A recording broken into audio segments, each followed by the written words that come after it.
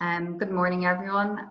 My name is Anne-Marie Beggs. I am a Davis Dyslexia Facilitator working in Dublin in Ireland. And today I have with me Antoinette Pimblett, who has agreed to do an interview with me. Thank you very much, and good morning, Antoinette. Morning. Now, the reason that I contacted Antoinette was I've had an idea for about a year, mulling around in my brain about interviewing different people in different parts of society who are successful in what they do, but might not be well known in the general public.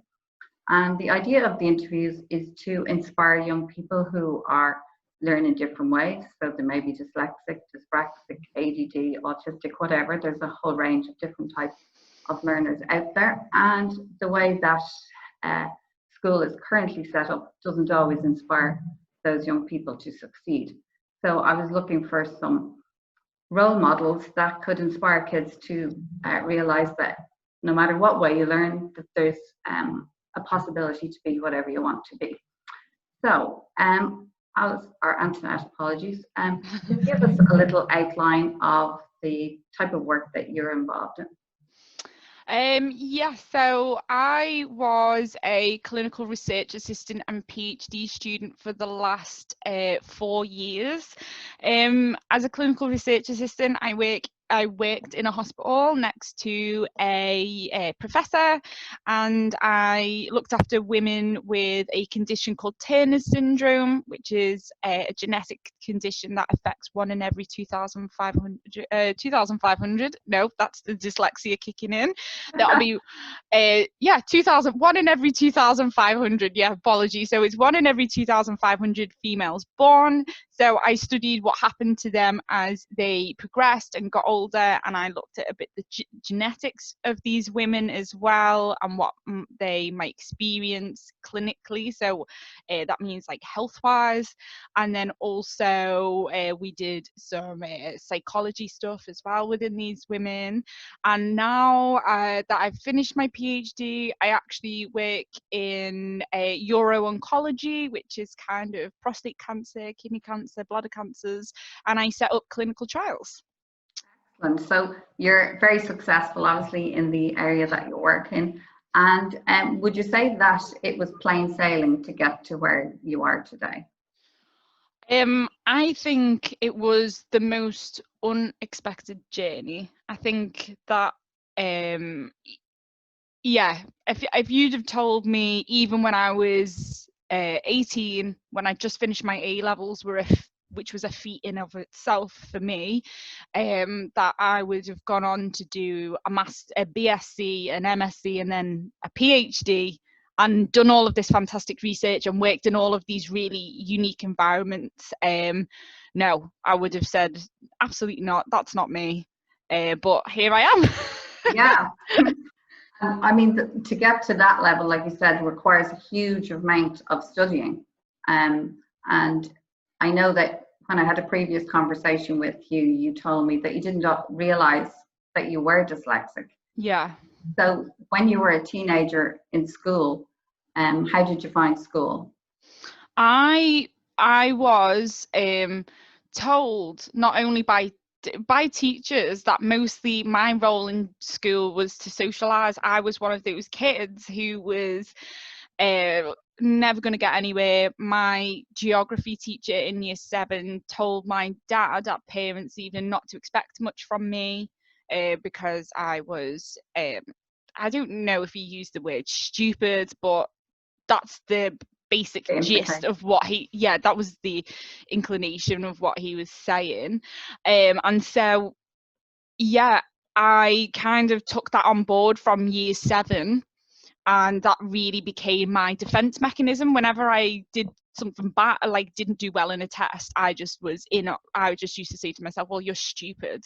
Okay, yeah. And so that became my rhetoric with myself, was that constant feedback of I'm stupid. And it probably wasn't until year 9 we had to do some tests. I think we had to when the old SATs were in place. I don't know if they still are. Year 9, you take your SATs. And so we had to do these end of year tests. And I really liked science at the time, and I really loved biology, and I wanted to do well. And so I studied and I studied and I studied, and I just did everything over and over and over again. And I said, well, if we don't do the test till June, if I start studying at Christmas, then I'm going to pass these tests surely. And sure enough, with a lot of repetition and hard work, a lot more than my colleagues at school, I got a good English grade, a good maths, a good English grade, a good science grade, and a average maths grade. I was never great at maths, and that kind of, it spurred me on a little bit. But then as I went to do GCSEs, I did have to resit a couple of modules. Okay. And so it was all very much kind of, I would succeed at one thing, then I'd regress, and then I would do something, and then I would forget it the following week. And so it was just very tumultuous and a very emotional experience for me, school, more than anything. Yeah. So, I mean, it was your own perseverance that spurred you on. There wasn't anybody who inspired you or encouraged you, or my parents were kind of, and I think this is actually exactly the approach I needed. We're very, well, if you need a maths tutor, we'll get you a maths tutor. If you need an English tutor, we'll get you an English tutor. Because I didn't know I had dyslexia or dyspraxia, it was hard to get me the exact help that I needed and the exact interventions and things. So these extra helps only went so far. In terms of inspiration, that probably didn't come until much later, until when I finished my A-levels. My uncle sadly passed away. He had cystic fibrosis, and so he was, it's a bit of a long story, but I was going to go into the Navy, and then I didn't go into the Navy when I finally passed my A-levels. And then I kind of looked at my grades and I said, well, apparently I'm good at biology, so I guess I'll just go to university and do biology. Yeah. That was I've very much always been like that. What's good for me, what am I good at, and what do I like? That's what I always ask myself. Sure. So more organic. Exactly. So it wasn't that you decided, okay, I'm going to be a doctor. It was like, exactly, one step at a time. Okay, I like biology, I'll do this, and then right. And also for me, planning far ahead to achieve certain grades, because I didn't know I was dyslexic, usually meant I would never reach that level. And now that's kind of this unachievable perfectionist that's inside of me as well now. So what age? So do you know what I mean? It goes round and round. Yeah. What age did you find out that you were dyslexic and dyspraxic? So I was the ripe old age of 24. Okay. When I found out. So I did my master's, which I found my undergrad degree easy because it was all project based. So as long as I started the projects on time and I organized everything and I researched everything meticulously, I would do well. So I found that all quite easy. And then when I went, the level from BSc, so your bachelor's degree, to your master's degree is quite a big jump. And the master's degree had so many people from different backgrounds, it didn't go back to basics. Sure. Almost. Yeah. So I was just thrown into the mix with a lot of people who'd done hardcore genetics for 3 years, and I'd just done general biology. And so the jump was astronomical. Yeah. And so I thought I was doing quite well, but there was a few comments from my peers to say, well, I can't believe that you're studying till 12 o'clock at night every night. And I'd be like, well, I just don't get it as quick as you. And I would just say, I'm not as clever as you, which is ridiculous now because I realise it's an achievement to even get onto a master's program. It definitely is, yeah. So I was just like, well, I'm just not clever, okay? They just let me in on a sympathy vote. Like, I wrote a good cover letter and they just let me in. They don't do that, I don't think.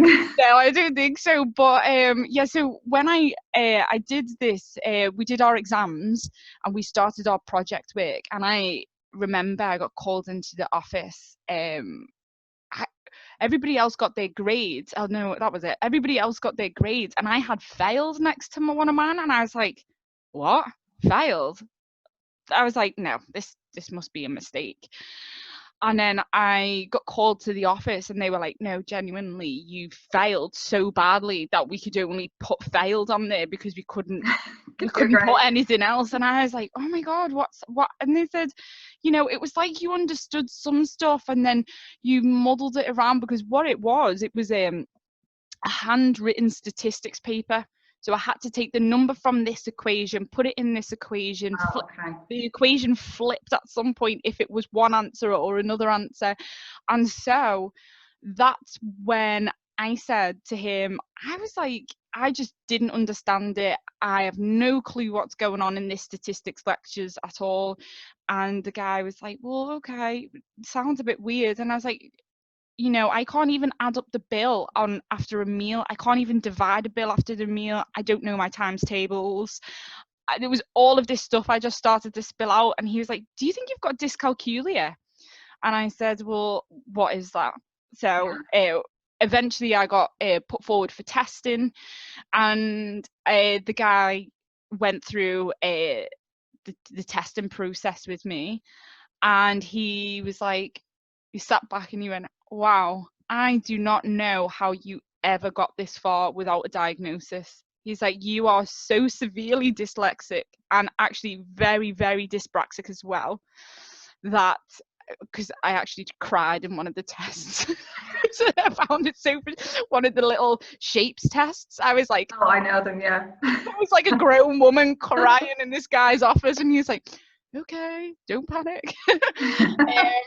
And he was astounded, and I was just like, at first the diagnosis was a bit like, well, of course, that's just confirmed everything, I'm stupid, of course. Yeah, because if you don't know what dyslexia means, you might think that. Yeah, exactly. And then, as it's only been the last kind of couple of years that I've kind of not come to terms with it, but kind of just accepted it for what it is. And if someone points something out to me like, why don't you know this, or why can't you do this, I'm like, well, actually that's because I'm different. I'm just a bit different, and it takes me a bit longer. Yeah, and I just learn differently. Yeah, exactly.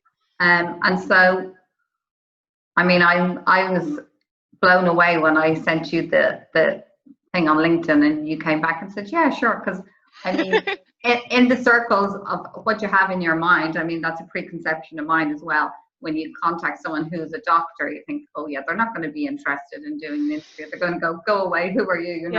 You're not well known enough. Did you come across any of that, like when you went to do your doctorate?